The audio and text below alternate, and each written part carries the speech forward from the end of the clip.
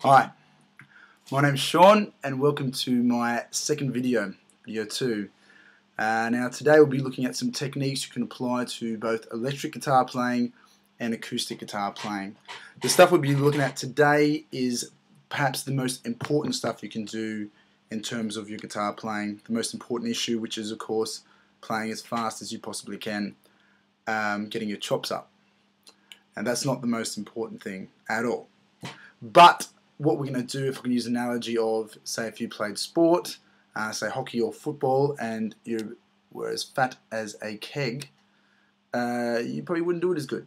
So, and likewise with guitar playing, say no matter what kind of style you played, if your technique's a bit sloppy, it's going to affect it. So we'll be looking at some techniques we can do, some various things which will just improve your overall playing of every style, but also we're going to do some stuff that's going to get you playing faster and some stuff that's just some basic warm-ups to do. These two are my two personal faves. They've helped me and also everyone I've taught immensely. They've worked very good. Okay, so what we're going to do is, and if you just think about it kind of like someone, if you're going to do a run every day, basically the same kind of thing we're going to do here. If you do these exercises every day, at least, or as often as you can, every time you pick up the guitar, you will see a difference immediately. You'll just feel more at ease. That's enough of my sales pitch. So let's get underway. Okay, so what we're going to do, the first exercise is a chromatic warm-up. Chromatic means every note. So whereas the scale of the skip notes, chromatic would be.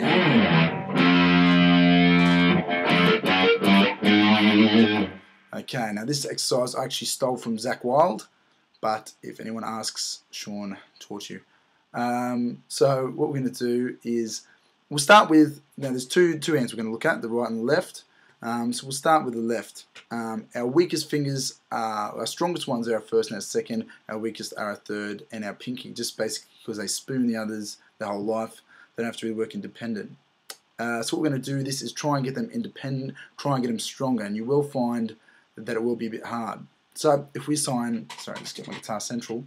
If we sign a fret to every finger, so first fret, first finger, second fret, second finger, third fret, third finger, and pinky on the fourth fret. First, second, third, fourth. Okay, now what we're going to do, you would normally move like that. We're going to go backwards. So I want you to lead with your pinky, which will feel quite unnatural. So pinky on fourth, third on third, second on second, first on first. Got that? Let's go again. Okay, next string. Drop it down, exact same thing all the way. Good.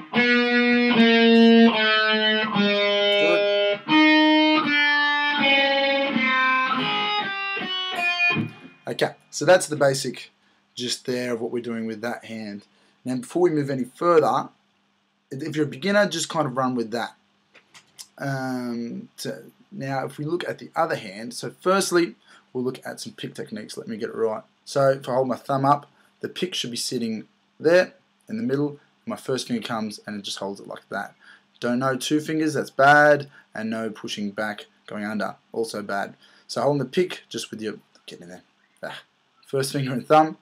Okay, now when I play, I pivot I like to use my pinky and my third on the right hand now on my scratch. Well, I don't have a scratch plate, but if I did, it would be here. Now my last video I cut off my hand, so I'll try and get it up nice and high. Okay, so there, pivoting my hand like that. Now people ask me why, just because I'm telling you to. You'll play better if you're pivoted. If you're moving around, you're going to hit the other strings and you just won't be as strong. So we want to pivot here, okay, to get a nice movement. Now what we're going to do, if you're used to that, the first exercise, we're going to do it again, but I want you to alternate pick. You're going to go down, up, down, up. So these are our two weakest movements. Using our pinky and our third and alternate picking.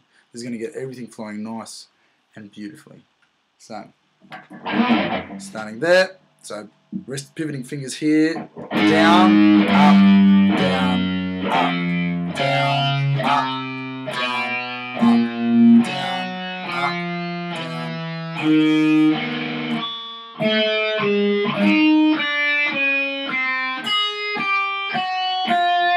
up. Following?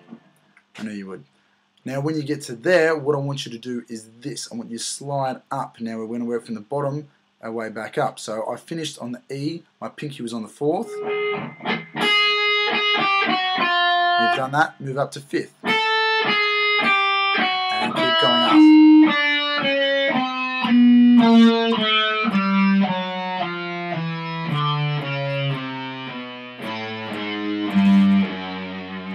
And I keep going again. So now pinky on the 6th.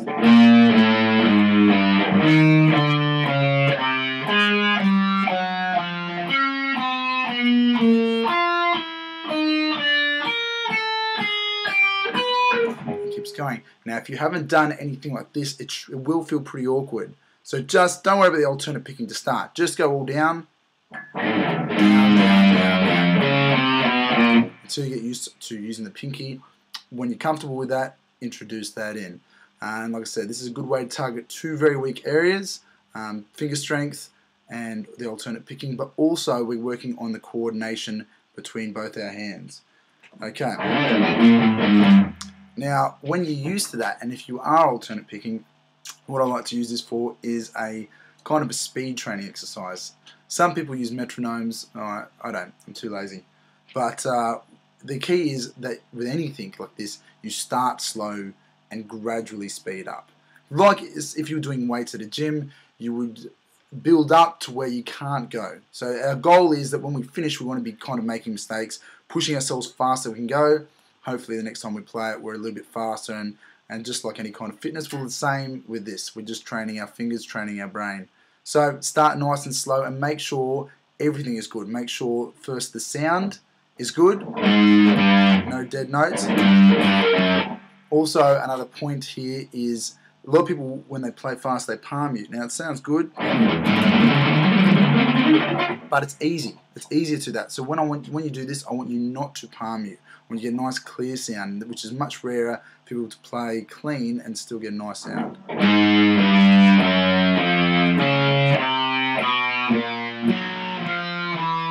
What I actually am doing is I'm palm muting with my palm, which is how you palm mute, the string I've just played. Otherwise, if you don't, especially distort it, you'll get the noise from that string once you've left, and it'll sound quite bad, like this.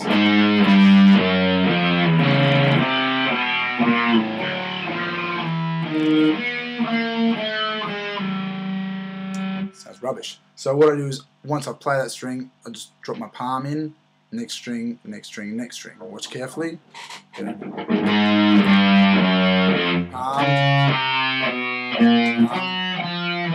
See how I'm moving?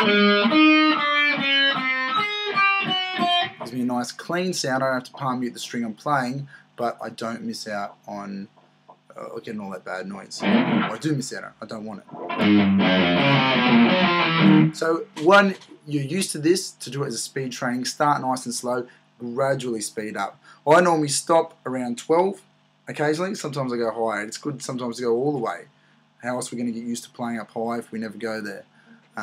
This exercise is excellent to do if you've got a gig or anything, especially if your hands are cold. It gets the blood running. There they are. Got it running into my fingers. So I would maybe warm up like this. Nice and slow.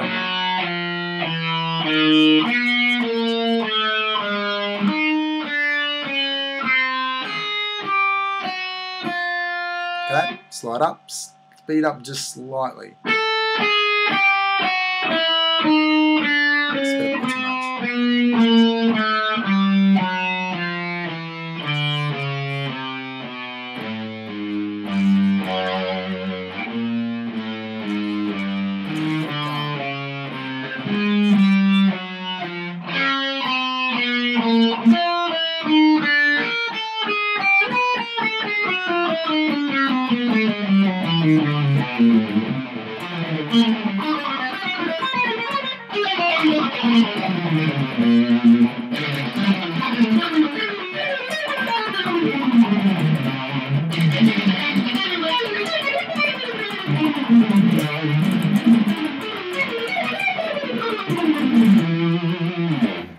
idea. So I went a bit past 12, which is good because a lot of solos you are going to play up there. So how else are we going to get used to playing in that area? So yeah, that one's a really good one to do. Now that one it's really good because we're targeting the weak areas. The only thing is with that, it sounds rubbish. You can't use it for anything, only just for training those fingers, getting coordination between the two hands and speed training. So what I'll give you now is a scale. Now it doesn't matter which scale you do.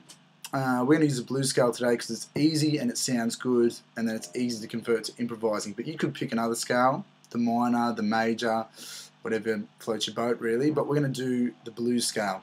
Now, if you don't know the blues scale, so I want you to do that. So back to that one, I want you to just play that one every time you pick up the guitar. Go up to 12, 4, 3, 2, 1, 4, 3, 2, 1. Alternate picking, increasing speed once you're used to it, and you will see a change within a week. Okay, the blues scale, so we're going to start on the first fret. Same what we did before, assign a fret to every finger. 1, 2, 3, 4. Now, if every fret's got a finger, our first string is like this. 1, 4. Okay, the next one is going to be 1, 2, 3. 1, 2, 3. 1, 3. 1, 3, 4. 1, 4. 1, 4. Okay, that's the blues scale. I'll just run through that again. 1, 4. 1, 2, 3. 1, 3. 1, 3, 4. 1, 4. 1, 4. Just having trouble following it, look it up it'll be on the internet somewhere. So, yeah, what's also important with the blues scale is I'd like you to know your root note. If you don't know already, so the root note is the note you're starting on, and they are the notes running along the A string. So, that there's an F, so when we're starting on the note of F, we have F as our root note, and we are playing an F blues scale. So it's like this. Let's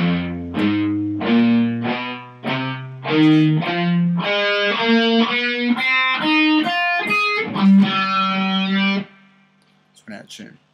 Okay, so it's the F blues scale, then come back. Okay, then when you've done that, move up. So then it's going to be F sharp or G flat.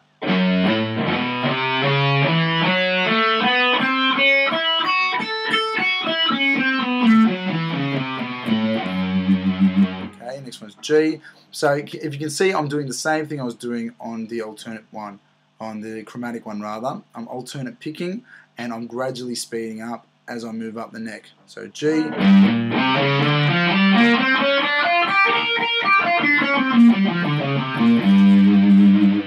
Okay, G sharp, A flat.